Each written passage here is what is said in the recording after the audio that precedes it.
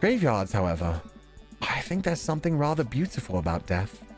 Cemeteries are traditionally built away from cities, away from the realm of the living, and it keeps us rather separated from it. To acknowledge death and become comfortable with it, I think gives us a certain intimate knowledge of ourselves.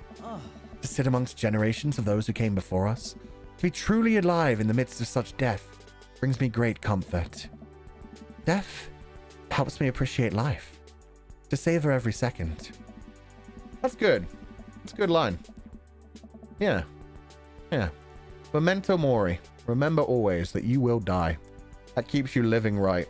That keeps you realizing eventually you're going to die. You're going to fade away. Depending on how religious you are, you might think you know what happens after death, and that's completely up to you and each person on their own that I won't say anything about. But in general, most of us have no idea what's going to happen after death. For most of us, we just consider it the end. So knowing that you're going to die, accepting that fact, that you realize that you need to be worrying about today to day. Today, in the next couple of days, you may die any day. You may suddenly get hit by a bus. Your fucking oven may suddenly explode. There may be a gas leak and you'll go to bed one night and just pass away. That's a fact. So don't try to hide from it. Don't try to run away from it. Just live every day. That's also why Marcus Aurelius was so obsessed with death and why it formed so much of the Stoicism thought process. It's because he grew up in a time where there was a huge plague. He was seeing death around him all day, every day, and saw most of his family and loved ones die. Why you describe it? Because I'm a streamer. If I just read the story without talking about anything, it would be very boring, and you might as well just, you know, sit there and listen to a robot read it. I like to talk about things that are happening. How are you so comfortable with death? You mentioned in the graveyard that it helps you appreciate your life or something?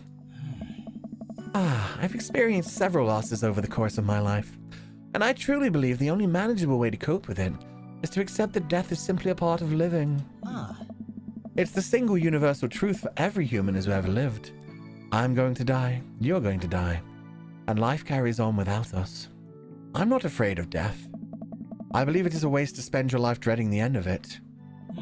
The time we have here is brief and fleeting and occasionally cruel, but it is at all times precious.